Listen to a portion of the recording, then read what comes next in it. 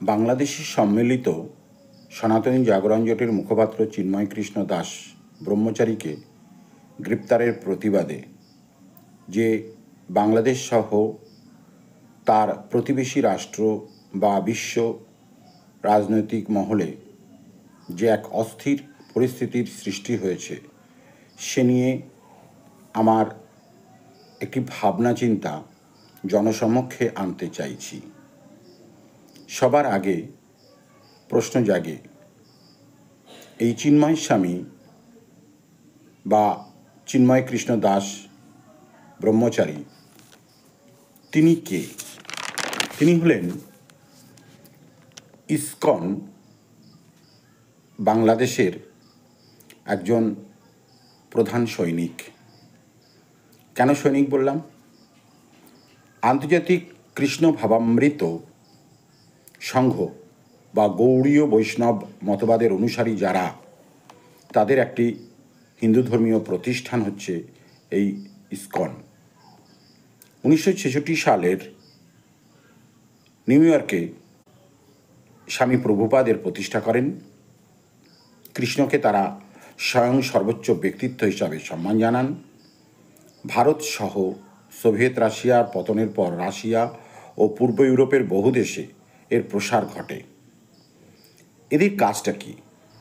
এদের কাজটা মূলত জনসেবা, শিক্ষা, ধর্মচর্চা ও আধ্যাত্ম চর্চা। বিশ্বব্যাপী এই কাজের মধ্য দিয়ে তারা যে সুনাম অর্জন করে, সেই সুনামের ধারক বাহক পৃথিবীর বিভিন্ন দেশে এই সংগঠন। নামে হিন্দু সংগঠন, কিন্তু আদতে জনসেবা করতে গেলে মানুষের যে বিপদ আপদগুলো ঘটে, তা শুধু হিন্দু দেখে হয় না।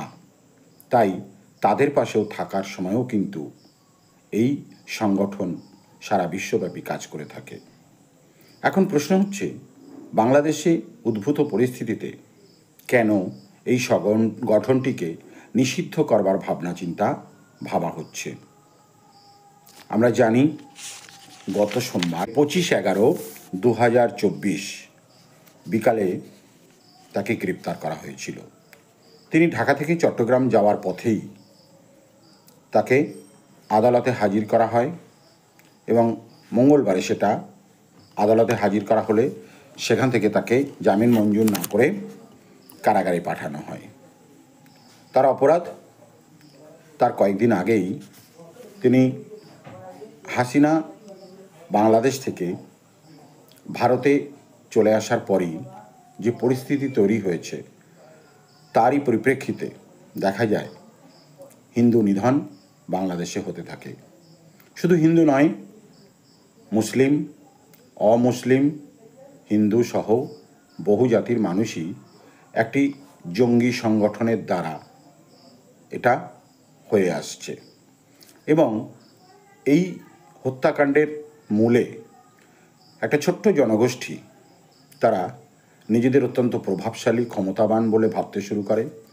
তাদের ইচ্ছাতেই তত্ত্বাবধায়ক সরকারের প্রধান হয়ে আন্তর্জাতিক ক্ষেত্রে সকলের পরিচিত নোবেল শান্তিজয়ী মোহাম্মদ ইউনূসকে তাদের মাথায় বসানো হয়েছে উপদেষ্টা কমিটির মূল হিসাবে।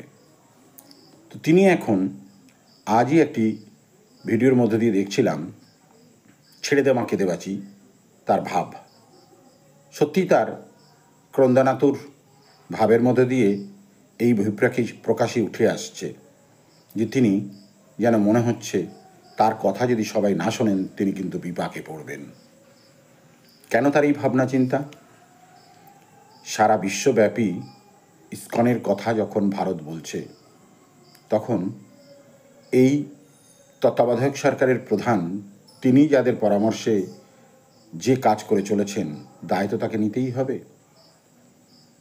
যেভাবে অত্যাচার, একটি বিশেষ জাতির প্রতিনিধিদেরকে নিপীড়ন, ধর্ষণ, খুন, তাদের উপাসনালয়কে বিনষ্ট করা, পাশাপাশি স্বধর্মীয় মানুষদেরকেও অত্যাচার করা, সব মিলিয়ে বাংলাদেশি জনগণ যে খুব ভালো পরিস্থিতির মধ্যে নেই তা সবাই মুখ ফুটে না বললেও কারো কারোর মারফত সেই কথা কিন্তু চাউর হয়ে যাচ্ছে মিডিয়ার দৌলতে বিভিন্ন জনের কাছে।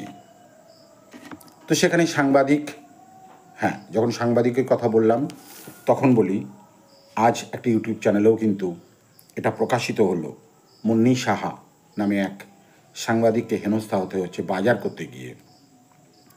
তাকে নানান রকম অপবাদ দেওয়া হচ্ছে, ক্যামেরা কেড়ে নেওয়া, গাড়িতে অস্ত্র রাখার অভিযোগ তোলা, কেন বাজারে এসছেন এসব প্রশ্ন করা, সেনাবাহিনীকে মিসগাইড করছেন নাকি তিনি, ভুল তথ্য দিচ্ছেন। আরে সেনাবাহিনী কি একজন সাংবাদিকের কথায় চলে? তিনি মিসগাইড হবেন? জানি না ব্যাপারটা ঠিক কিভাবে এটা হচ্ছে। তাছাড়াও ছাত্র হত্যার রক্ত নাকি তার হাতে লেগে আছে, তিনি নাকি ভারতের চর, এরকমভাবেই চর দাগিয়ে দিয়ে দেশের মানুষকে অপমান করবার যে ভিন্ন ধারার এক কৌশল, জঘন্য নারকীয় ব্যাপার, তা আর কবে বুঝবে শিক্ষিত রুচিবান বাংলাদেশিরা? এ আমার মনে প্রশ্ন জাগে। হেফাজতে ইসলাম এরকমই একটা সংগঠন, কিংবা জামাতে ইসলাম, তাদের বহু যোদ্ধা রীতিমতন করে যুদ্ধ করে চলেছেন। কিসের যুদ্ধ? দেশ যখন ভাগ হয়েছিল তখন কোথায় ছিল? ভারতের প্রতি কৃতজ্ঞতা থাকা উচিত।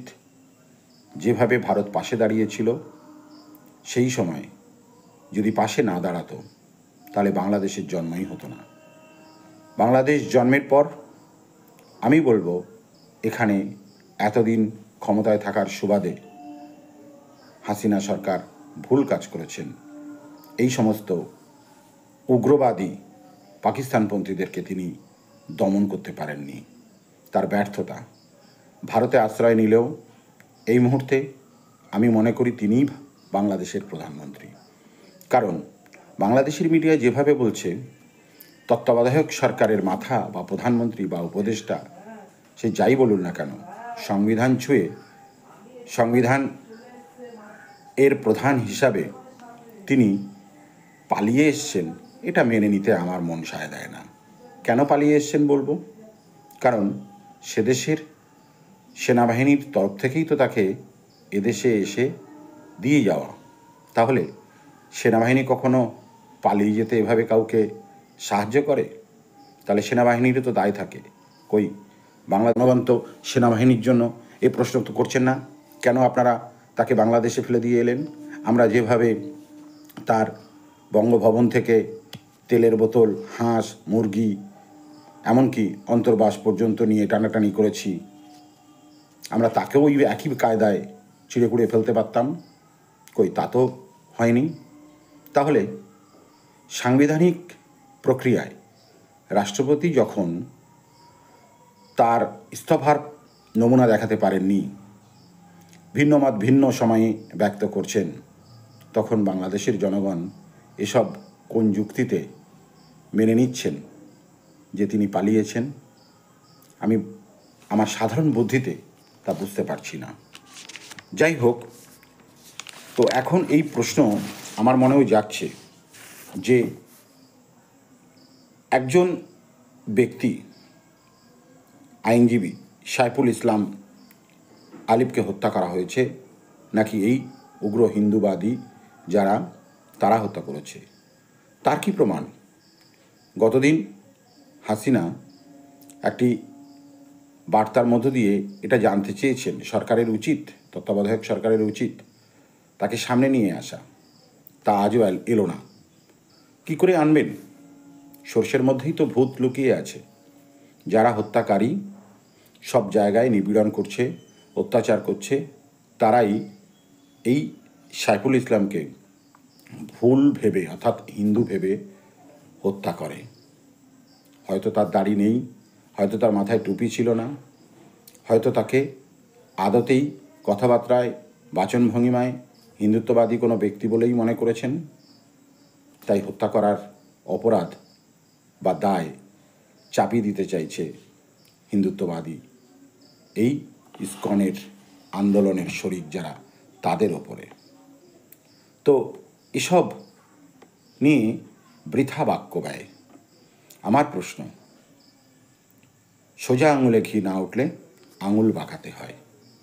বাংলাদেশের আলপিন থেকে শুরু করে সব কিছুই ভারতের ওপর দিয়েই যায়।